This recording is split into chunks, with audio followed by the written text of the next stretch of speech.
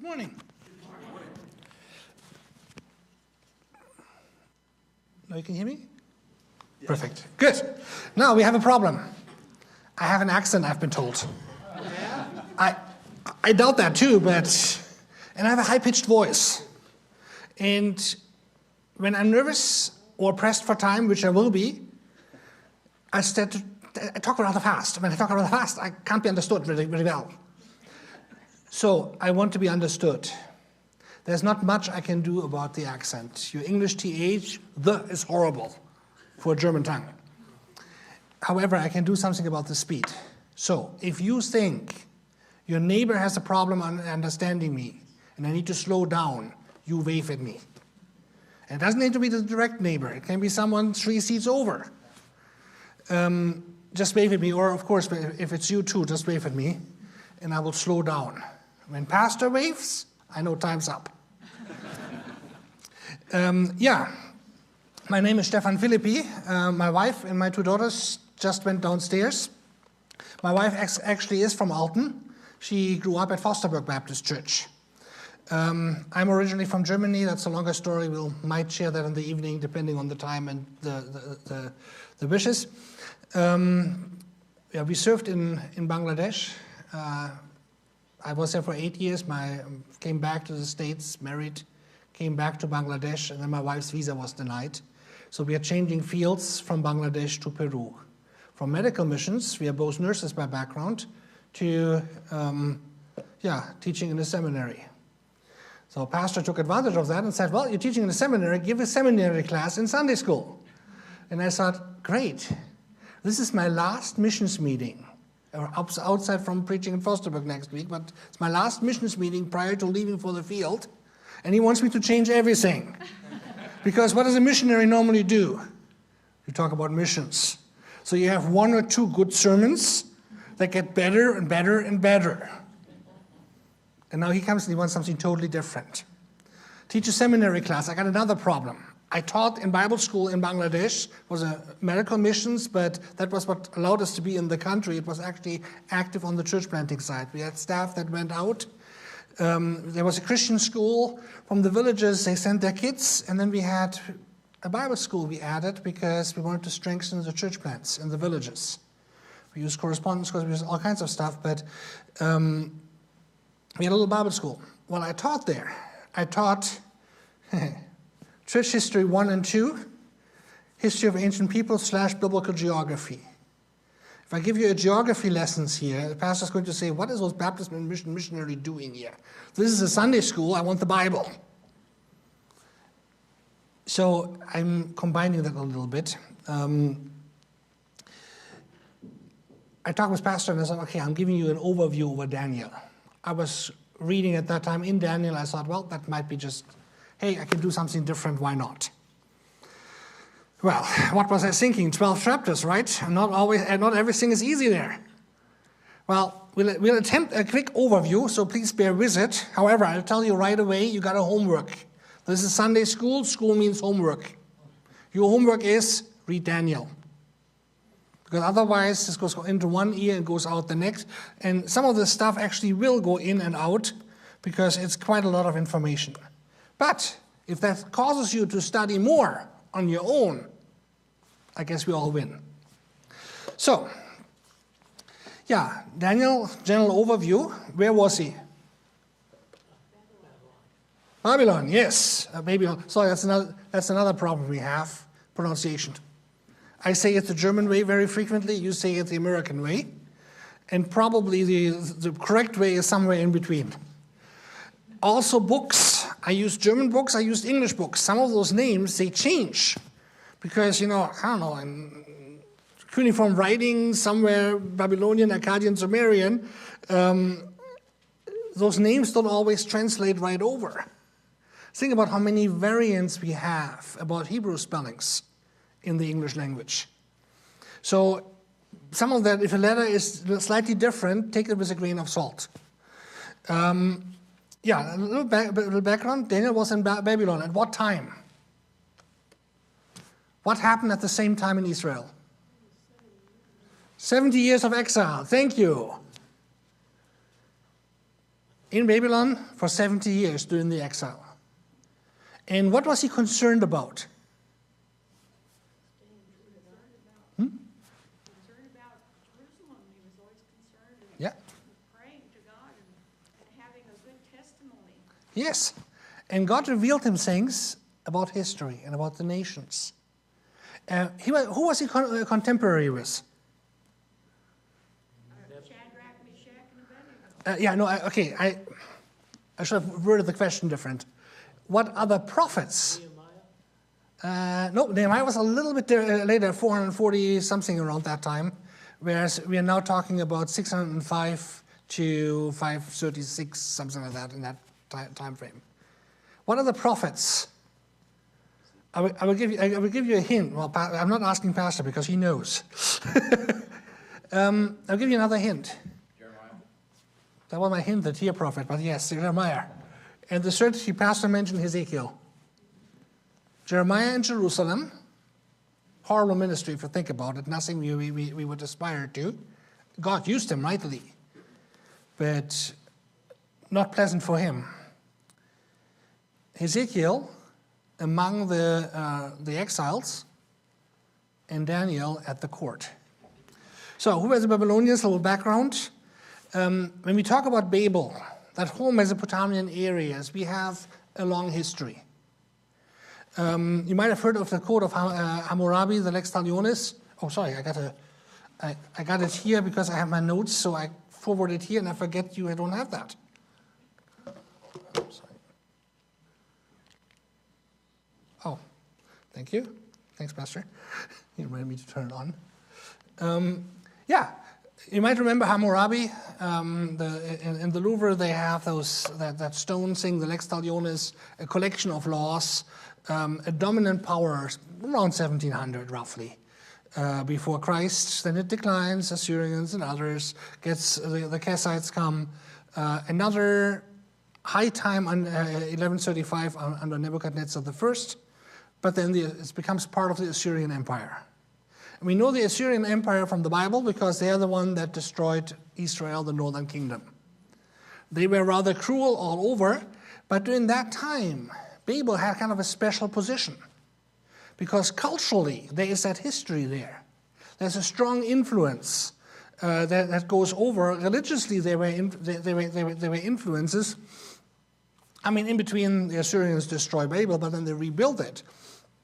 So it is within the empire, but it has a separate position.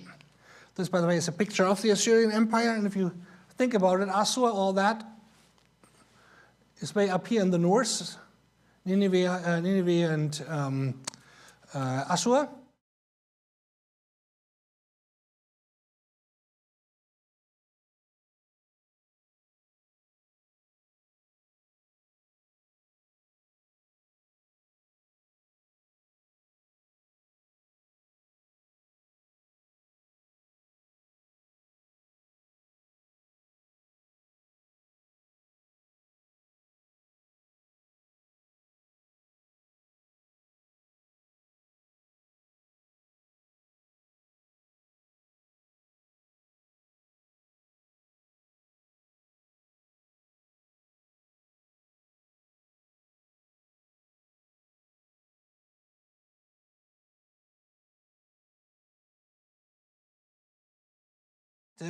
On his father's behalf. Because the Medo-Persians and the Babylonians fight against the Assyrians. Ashur falls in 614. 612, Nineveh falls. Now think about it. This is a short time frame. Some Assyrians remain, they stay in Haran, a small town, until they get defeated. That was 606. From 614 to 606, in an 8-year time span, and a world power ceases to exist. And that brings turmoil. It brings turmoil in the area, because if you go back on the map, you find here in this area, we got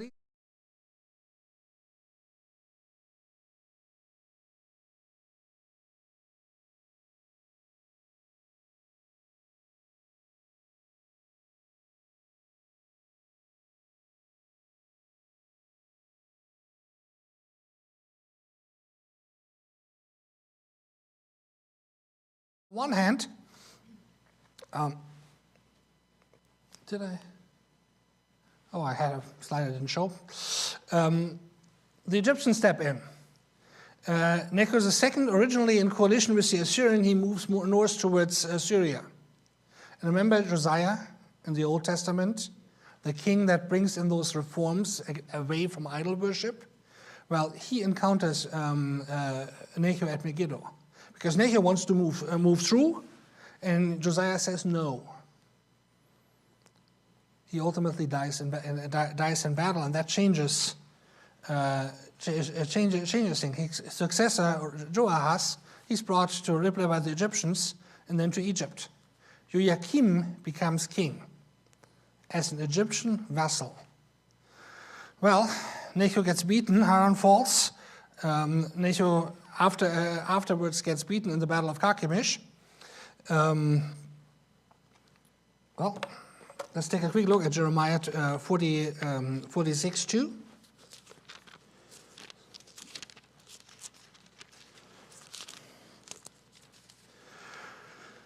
Against Egypt, against the army of Pharaoh Necho, king of Egypt, which was by the river Euphrates in Carchemish, which Nebuchadnezzar, king of Babylon, smote in the 4th year of Jehoiakim, the son of Josiah, king of Judah. And then we have a prophecy that fits into that time frame. Necho leaves the area, flees into Egypt, is pursued by Nebuchadnezzar, but Nebuchadnezzar then gets the message that his father died. So he returns to Babel, becomes king. Jerusalem is besieged by Nebuchadnezzar on the way of that campaign down into Egypt. The first prisoner are sent. Joachim surrenders, becomes a vassal, starts paying tribute, and kind of like hostages, they sent the first people back. Now this is 606, 605. That date is important because that actually in God's mercy is a date when the 70 years exile starts. Because 70 years later, in 536, the decree comes from Kyros, you can go home.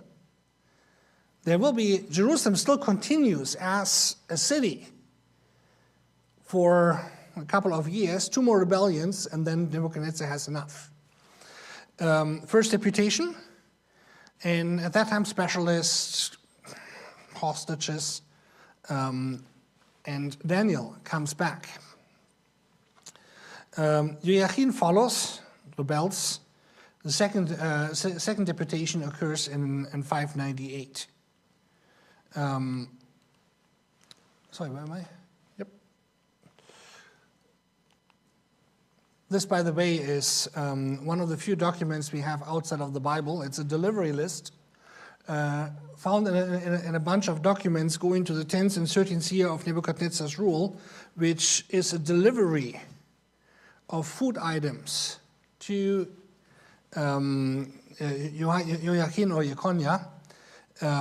It's now in the Pergamon Museum in Berlin. Lives as a hostage. Jerusalem continues, but Jerusalem doesn't change. If you look into Ezekiel, if you look into Jeremiah, you know the inner, the spiritual situation the Jews that remain behind are in. Zedekiah takes over, is installed as king in Jerusalem by Nebuchadnezzar, and then he joins Egypt, Tyrus, and Sidon against Babel. Because you have those power blocks, Babel and Egypt. And both try to view for influence. Egypt was not really concerned with anything Middle East until the Hyksos came. After that, they started expanding and they're moving into the area where now Israel is, and use that as a buffer area. Now they discontinue tribute because Egypt promises help. Nebuchadnezzar at that point comes, destroys the temple, and removes the remaining population. Small group of rebels, we remember, they flee to Egypt, taking Jeremiah along, and then Nebuchadnezzar for a short time moves to Egypt, conquers it, and has to leave. During that time, Babel is at the peak of its power. extensive building activity in Babel, and a big city, the biggest city in the world at that time. And after Nebuchadnezzar comes the time of decline. The last major king, Nebuchadnezzar, is in conflict with a priest, and Belshazzar. We'll talk about that when we actually look into the book. 539, the Medo-Persians, the former allies, conquer Babel, and Kyros takes over. As predicted, Isaiah 45, talking about Kyros, same person. Return of the Jews is possible with that. This is the time frame we are looking at, during which Daniel was I really need to work here on my slides. I'm looking at something totally different here than what's there. I'm sorry. The Persians take over, and the 70 years Jeremiah talked about in Jeremiah 29:10. Thus says the Lord, that after 70 years be accomplished at Babylon, I will visit you and will perform my good word towards you in causing you to return to this place. Or, and this whole land shall be desolation and astonishment, and these nations shall serve the king of Babylon 70 years. And it shall come to pass, when the 70 years are accomplished, that I will punish the king of Babylon and that nation, says the Lord, for their iniquity, the land of the Chaldeans, and will make it perpetual desolation. God used Babel to punish Israel. There's a 70-year exile, and during that time, we have to look into Daniel's work, activity, if you want to call it that way. He was born in Jerusalem. We can estimate the time when that was. I mean, he was a teenager when he came to Babel. Contemporary with Jeremiah, Stephan, and Ezekiel. Ezekiel, by the way, referenced him in one prophecy. It talks about, if Daniel would be a righteous, he would only save himself. Another one, it talks about the king of Tyrus, maybe a reference to Satan, talking about his wisdom, wise as Daniel. He was known among the exiles as being wise. But he lived rather removed at the court. He was a minister, a secretary under Nebuchadnezzar, and then for a couple of hours probably under Belshazzar and Darius the Mede. In between, probably a time of obscurity, because in between we have a lot of turmoil. The queen mother has to introduce him. When Belshazzar acts, blasphemes, and God writes on the wall, she has to introduce him to Belshazzar. He's not known. And if we look into what happened in Babel at that time, it becomes understandable. We have evil Merodach, Nebuchadnezzar's son, he rules for 2 years. Gets killed by his brother-in-law, who rules for 4 years. His son then ruled for 9 months, kind of. Depending on the source you use, it might have been as little as 2 months, gets murdered. Nebonite, a functionary, distantly related to Nebuchadnezzar, becomes king, struggles with the priesthood, stays away from Babylon for a while, is somewhere in Arabia on conquest or in activity, does not take the hand of Marduk, doesn't follow religious rituals to establish his kingship in Babel, and uses basically his son as a co-regent. This is the Babylonian Empire at the end. The Medo-Persians come and act. We talk about Darius the Mede a little bit later. The book Daniel, well, the author is probably Daniel. He speaks in the first person in chapter 7 to 12, and it talks about the visions. Chapter 1 to 3 is in the third person. Daniel did this, Daniel did that. Now, this is not necessarily a hindrance, because if you think about it, I don't know, some of you might have had Latin in high school. Gallic War, Caesar, if you had to translate it, he's referencing to himself as Caesar. Caesar did this, Caesar did that. Who's writing it? Caesar. So it's not an exclusion. The language, Hebrew. Chapter 1 to 2:4, and chapter 8 to 12. Aramaic in between, 2:5 to 7:28. The language of the court. Related to Hebrew, by the way. Yeah. Arguments against Daniel as author. And you might still hear that because a lot of people have problems with the book of Daniel. Well, number one, Belshazzar not testified in literature. That's an old argument from the 19th century. That is no longer the case. We have now documents mentioning him as a son of Nabonide. He is known as an active independent ruler and as a co-regent. Darius the Mede is not in literature. That's true. The Bible talks about the king that was the lion's den, Darius the Mede. And it's easy to mix him with Darius the Persian king 522 before Christ. This is, a decade earlier. So we don't know exactly who he is, but it seems like there was a governor in Babylon that Cyrus did not immediately take over. He used someone in between of the Mede tribe, not a Persian. Possibly as there are different theories as to that. Biggest argument, the prophecies are so detailed in chapter 8 and 11 that it must have been written after the fact. That's a classical argument. Even Porphyrius in 304, before that, wrote that. That requires a presupposition that prophecy is not possible. God cannot say what will happen. Is history written after the fact, just disguised as prophecy? The problem is the book shows God acting in history and behind history, and that he will accomplish his end with his creation. And sinful men, we rebel against that. We don't like that. Because an argument for the book is, well, it shows God acting. It's no problem to accept the testimony of the book and the tradition of the authorship of Daniel if we allow and consider the facts of prophecy. It is possible for God to say something in advance. He talked about Cyrus in Isaiah 45. That's 100, 200 years prior to that. No problem with Daniel to say something prior. Let's take a look into the book. The book can be divided into two parts. Very simple. 1 to 6, the historical part. It talks about Daniel and what he did and how he lived. And chapter 7 to 12, the prophetic parts. Those are the visions he saw. And interestingly, those visions, most of them were towards the end of his life. Let's take a look. Number 1, chapter 1.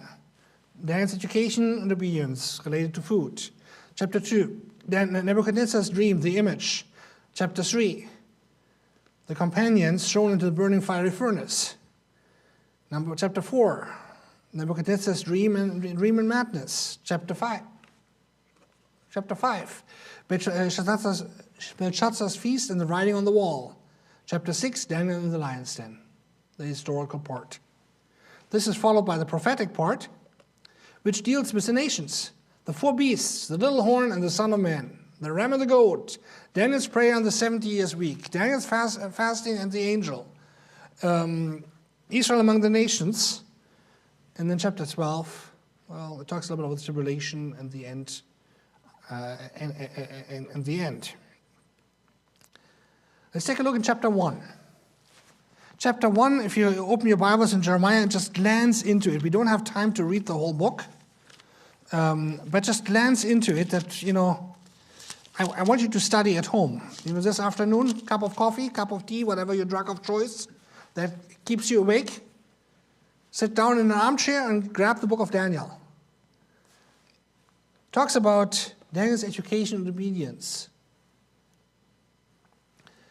He is among the princes of Judah, being called to be educated, being called to, yes, to adorn the court of the Babylonians, but to a position of power. He's going to become a magistrate, a high official, a minister, a secretary of state, serving Nebuchadnezzar with everything he is. Privileged position.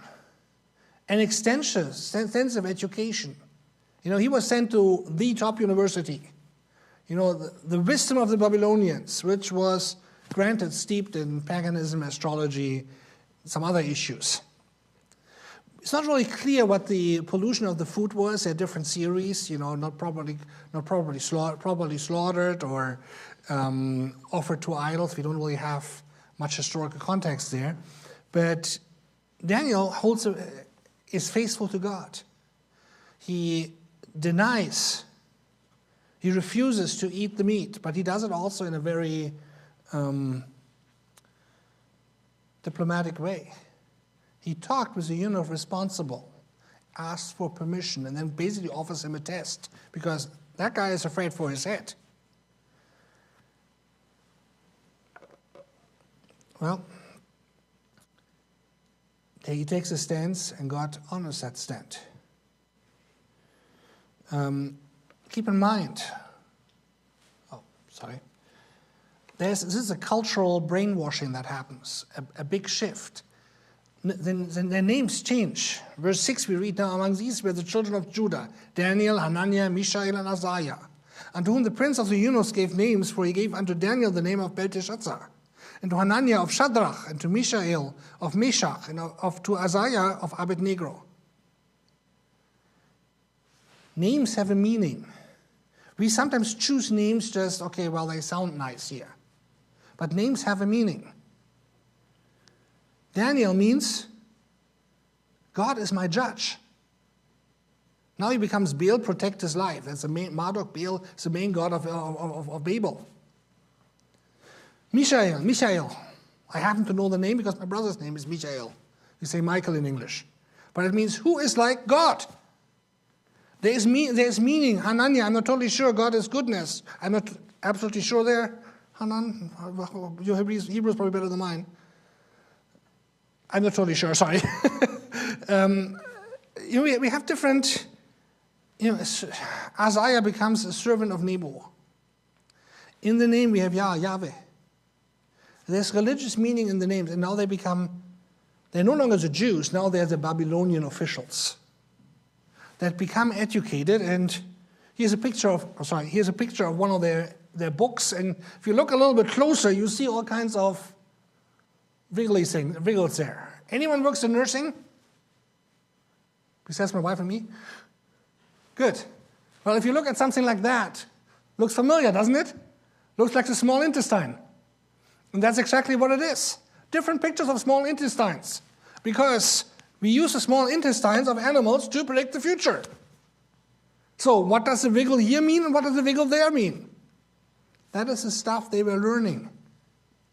They learned some other stuff too. I mean, astronomy and just the writing, history. There's a lot they learned. But it's also steeped in paganism. This is the Ishtar Gate, the northern gate of Babylon. I just have some pictures I took in the Pergamum Museum, but this is a model. I mean, this is the town they are coming to. They're coming from Jerusalem. And yes, biblically, Jerusalem is the center of the world, but in the Babylonian Empire, a provincial town. They're coming to the city, the first city to have over 200,000 people. I mean, beautiful. They dug the northern gate up of the close to the Procession Street and rebuilt it at the Pergamum Museum in Berlin. I mean, you walk through that, you look at those blue bricks. I mean, it's breathtaking, it's beautiful. And this thing, that's the throne room.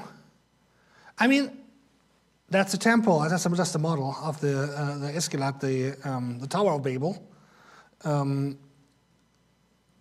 Just provincial people are coming. This guy coming to, from Alton to, New York City, Manhattan, looking at the skyscrapers. But you know what? In all of this, Daniel and his companions remembered who God was. And regardless of what happened to Jerusalem, God was in control. And they acted accordingly. We then have the story, chapter 2, of Nebuchadnezzar's dream of of an image. It's a golden head, then silver, brass. going down. I thought I had a picture here. Well, sorry. Oh, I'm sorry. I forwarded here, but not there. I talked about all this, and you don't remember. Didn't see it. Sorry. Yeah, the image showing the secrets of empires: the golden head Babel, Medo-Persia, Greece, and then Rome, east and west, and the toes, and then a rock that comes up and destroys it all in all its glory. And Daniel explains it. Number one, it shows really where wisdom is coming from when you read that chapter. But it talks about Christ's immediate reign. What will happen with the powers of this earth? Right now, we're in the time of the Gentiles. We have a world that is not following the Lord, but it will come to an end. Chapter 3. That's a story where Nebuchadnezzar builds up a picture of himself and wants basically adoration. Shadrach, Meshach, and Abednego, they refuse. Gets thrown into a furnace of fire, and God intervenes. Nebuchadnezzar actually proclaims the lesson that he learned. Didn't stay long. Chapter 4. Nebuchadnezzar's madness.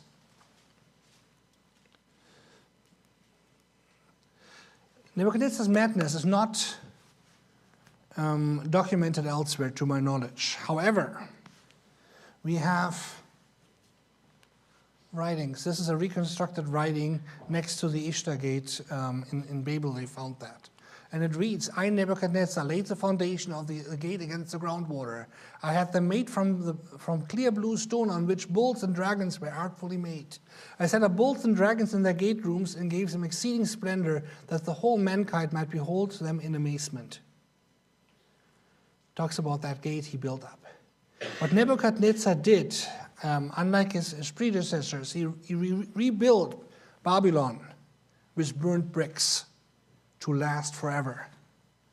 And he's known in history as a builder. This is the Ishtar Gate, and this is, by the way, the dragon's reference to. Again, the model and the other. That is the non-biblical report. The biblical report is, the king spake and said, is not this great Babylon that I have built for the house of the kingdom by the might of my power and for the honor of my majesty? While the word was in the king's mouth, there fell a voice from heaven saying, O King Nebuchadnezzar, to thee it is spoken, the kingdom is departed from thee. They shall drive thee from men, and thy dwelling shall be with the beasts of the field. They shall make thee to eat grass as oxen, and 7 times shall pass over thee, until thou know that the Most High ruleth in the kingdom of men, and giveth it to whosoever he will. God used Nebuchadnezzar to send Israel into exile. But in all of this, God remained God, and he even worked on a pagan king like Nebuchadnezzar to stop the hubris, to stop the pride, and to acknowledge Babel is a tool in the hand of God and nothing more. I think it is Stephan here that talks about the hammer. Yeah. Most of Nebuchadnezzar's inscription deal with buildings, not with achievements in war. That's kind of a supplement to the biblical text, because when we read the biblical text, we could say, well, yeah, he had a lapse in thinking, and so, yeah, I did a good job here. I built a good city. That was not just a one-time lapse in thinking. That was a longer time event. And we have that vision of that tree that's get plucked out. Well, not plucked out, cut down, and the stump remaining, and Nebuchadnezzar humbling himself and realizing, again, God is the one in control. You would have thought he got the lesson earlier, right? But that's also, if you look into our own lives, we don't always get the lesson. So who's next? Well, a descendant of his is not getting the lesson either. There's a picture of Rembrandt. Never mind the Hebrew. The correct is, by the way, the correct one would be here. A writing on the wall after they used the sacred vessels to drink, where God writes on the wall that he was weighed and found short. And the kingdom will be taken from him. And that night he died. Notice something on a side note. Belshazzar raises Daniel to the third position.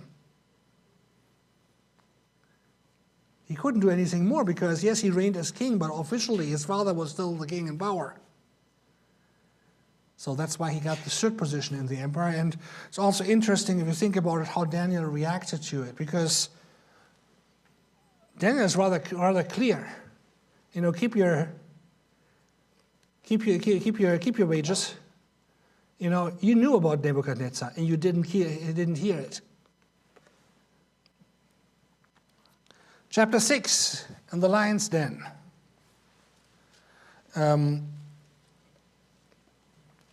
Now the Persians have taken over.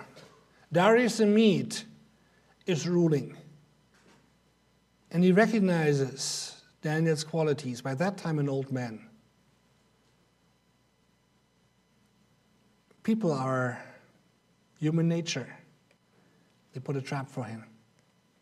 They convince the king to make a law that no god is to be asked except the king.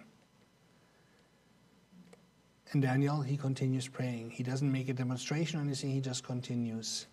And God honors that. This is a background of the story. This is a background of Daniel. A man at the court in a strange land that was remained faithful to his God. And God used him to give him revelations about what would happen in the future, what would happen with the nations, giving an overview not just about the immediate future, but into, frankly speaking, our future. Let's take a real quick look into what he said. The second part of the book, chapter 7. Oh, okay, here we go. A vision of animals. 4 animals, a lion. Let me just read the beginning to just get the tone of it. In the first year of Belshazzar, king of Babylon, Daniel had a dream and visions in his head upon his bed. Then he wrote the dream and told the sum of the matters. You know, first year of Belshazzar. We're talking about the decline of Babel. Daniel spake and said, and I saw in my vision by night, and behold, the 4 winds of the heavens drove upon the great sea, and 4 great beasts came up from the sea, diverse one from another. The first was like a lion, and had eagle's wings. I beheld till the wings thereof were plucked, and it was lifted up from the earth, and made stand upon the feet as a man, and a man's heart was given to it. And behold, another beast, the second like to a bear, and it raised up itself on its one side, and had 3 ribs in the mouth of it, between the teeth of it. And they said thus unto it, Arise, devour much flesh. After this I beheld, and lo, another like a leopard, which had upon the back of it 4 wings of a fowl. The beast had also 4 heads, and domination was given to it. And after that I saw in the night vision, and behold, a 4th beast, dreadful and terrible, and strong exceedingly, and had great iron teeth. It devoured and brake in pieces, and stamped the residue with the feet of it, and was diverse from all the beasts that were before it, and had 10 horns. I considered the horns, and behold, there came up among them another little horn, before whom there were 3 of the first horns plucked up by the root. And behold, in this horn were eyes like the eyes of men, and a mouth speaking great things. And I beheld the thrones were cast down, and the Ancient of Days did sit, whose garment was white as snow, and the hair of his head like the pure wool. His throne was like the fire flame, and his wheels are burning fire. Let me just stop there. You get the picture, right? Some strange animals rising up. It shows God's perspective. We saw in chapter 2 Nebuchadnezzar's dream of that statue, you know, the head gold and then going down.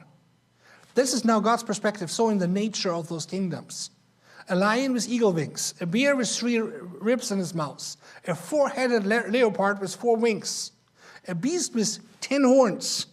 3 get broken out and a little horn arises. Picture of the Antichrist, we'll talk about that later. It shows God's perspective and the character of those empires. Actually, when I visited the Ishtar Gate for the first time, it was in 2006, I came back to Germany after 2 years being in the US, helped with an outreach of Baptist missions in Berlin. At that time, Brutkults were church planting in Berlin. You will probably know Mrs. Brutkult from the bookstore at Faith Baptist Bible College. And they showed us a Pergamum museum on a day off. The next day, they showed us a concentration camp. And there was good thinking because it showed the spirit that was behind it, the strength that was behind it, the trust in men's own sinful strengths and pride. Yeah, lions with eagle wings, Babylon. Bear with 3 ribs, Medo-Persia. 4-headed leopard, Greece. And then the Diadochoi, the followers of the generals of Alexander. And then Rome. Again, we have that sequence of the 4 empires that we had in chapter 2. Let's take a look at chapter 8. A quick thing about the little horn. Wait a second. Yeah, the little horn. We have a guy by the name of Antiochus Epiphanes IV. You might have heard of him, you might have not heard of him. He at one time established idol worship in the temple and went against the Jews and the Jewish religion. We read about him, most of us, well, Josephus and the Maccabees, the book of the Maccabees. You know, we have books that are not part of the Bible. When the Septuagint, the Old Testament, was translated, they took also other religious writings of the times. And so we have in the Septuagint books like Maccabees or Tobit that are not part of the Bible. Luther once said those are books useful for reading, but not Holy Scripture. And you notice that when you read them, they read like historical accounts or just like a religious story. It's not the Bible. But this describes the times between the Testaments and the revolt the Jews had ultimately against him. And he's a precursor, a picture of the Antichrist to come. And he shall speak great words against the Most High, and shall wear out the saints of the Most High, and sing to change times and laws. They shall be given into his hand until time and times, and the dividing of times. Well, 3.5 years, right? That references to the Antichrist during tribulation, but we have kind of a precursor here referenced. Chapter 8. It talks about a goat, a ram and a goat. That's mighty. The Persian Empire, and then the Greeks coming. This is a mosaic actually from Pompeii, and it shows, a mosaic from Pompeii, and of course the famous depiction of Alexander and of Darius III at that point, the Persian king when Alexander conquered Asia. The horn, the long horn, the strong horn of the goat that tramples everything down. Alexander. When he died, who was to inherit? He said the strongest. So they actually fought for power as generals. Everyone caving out the area. And we have the reference to the small horn. This is the tour, that little Macedonia here. Under Philip, they get Greece, and they are now in combination, take revenge for the Persian invasion. 200 years earlier. And they march through and quickly conquer a world power. They end up actually at the Indian border. That's when Alexander's troops revolt and want to go back. He shortly thereafter dies of a fever. He dies, his generals take over.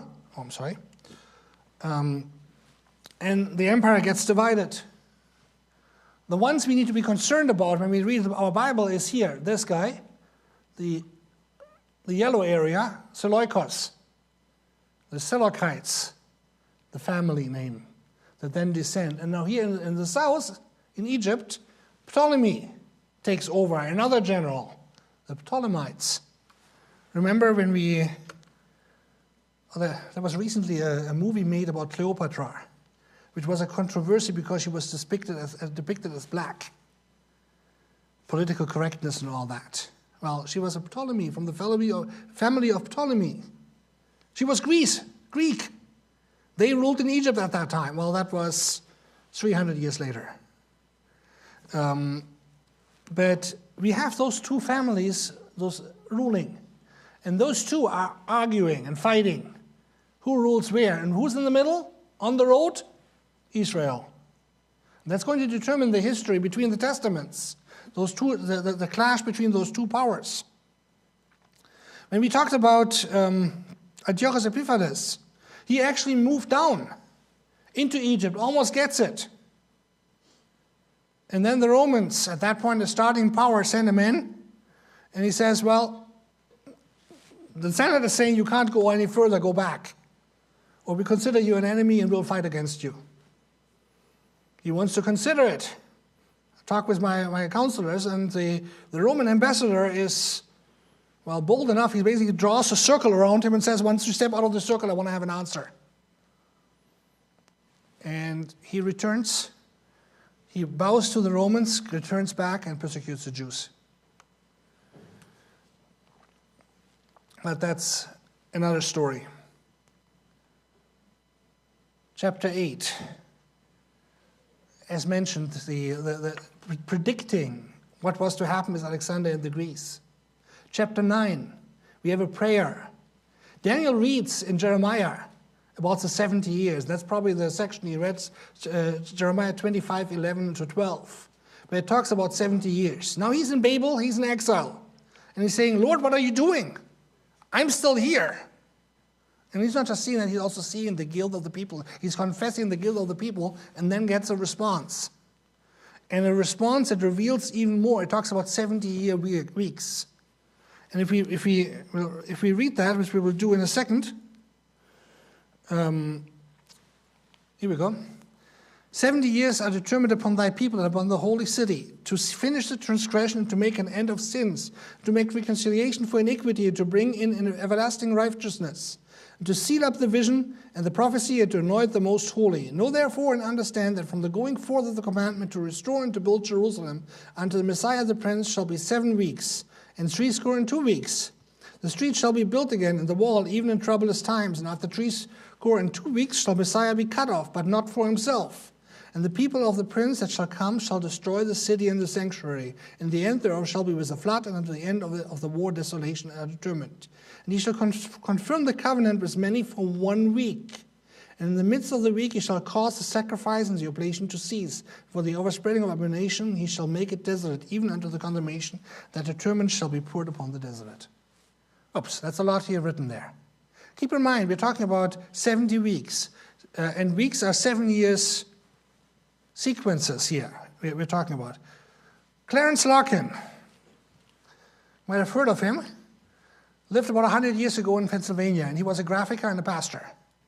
And he made nice little graphics. And the best part is, it's 100 years ago, the copyright is expired, we can use them.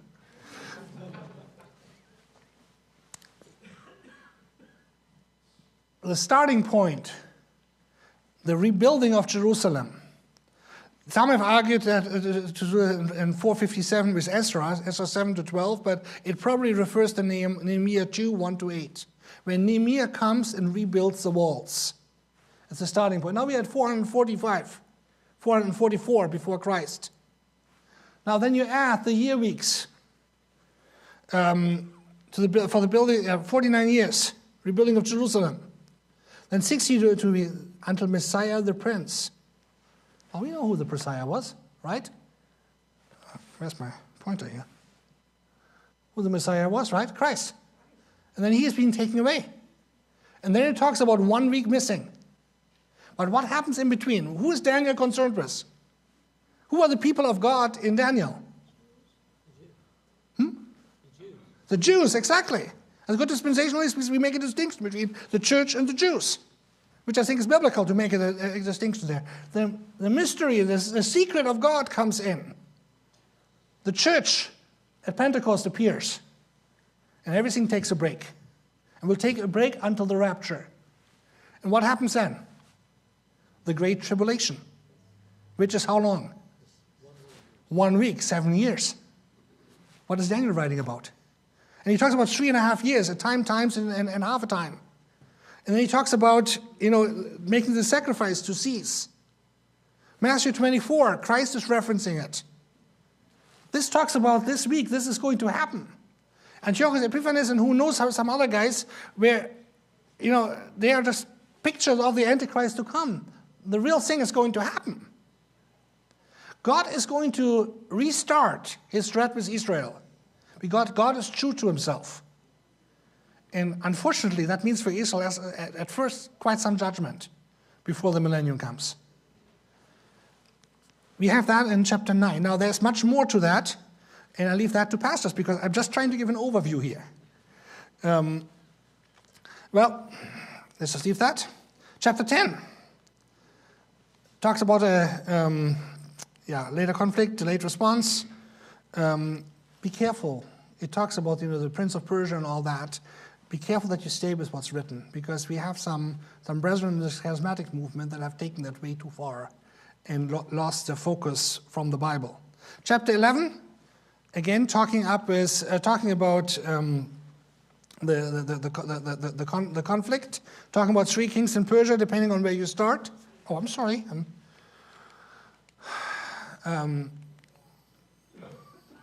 Where you start, Kyros, Cambyses, Plautus, Maris, Darius, Xerxes. Plautus, Maris is probably not. There was those Herodot reports about those magicians that took over. But it's either Darius or Xerxes as the fourth one, the powerful one. And then verse 3 and 4 it talks about Alexander. Remember Darius, the one with Marathon, the other one in Xerxes, then the one in Thermopylae, Salamis, Plataea. They try to invade Greece, which doesn't go too well. And then 333, something like that, Alexander comes and conquers Persia. Chapter 11 deals with a conflict between the north and the south. References to Berenice references to Antiochus Epiphanes. Talks about Gaius Popilius Laenas was the name of the Roman ambassador that stopped Antiochus Epiphanes. The ships of Kittim. Kittim is an old name for Cyprus, but is also used for Rome. It talks about the future events. Chapter 12, let's just close here with the last one. It talks about Daniel, take their rest. And taking a lot in the end of time, because all that will affect at the end. History is his stories. It's God's story. We can take comfort in that. Right now we have quite some chaos going on in the world. And I'm not going to talk politics, because we might have differing opinion or agreeing opinion, and it doesn't matter. What does matter is God is in control. And God is the one that stands behind history. Daniel is someone that can be an example for us, because he was faithful. Think about the conditions he lived in. But he stuck with God, and God used it and showed him what is going to happen. In all of this, God is in control, and we can follow him and know that he will protect us. Any questions? Good. Any questions? We're still back in the evening. Come back in the evening. Short commercial. Take a prayer card. Sign up for a prayer sheet. And Pastor, can I ask you to close in prayer? Absolutely. Thank you.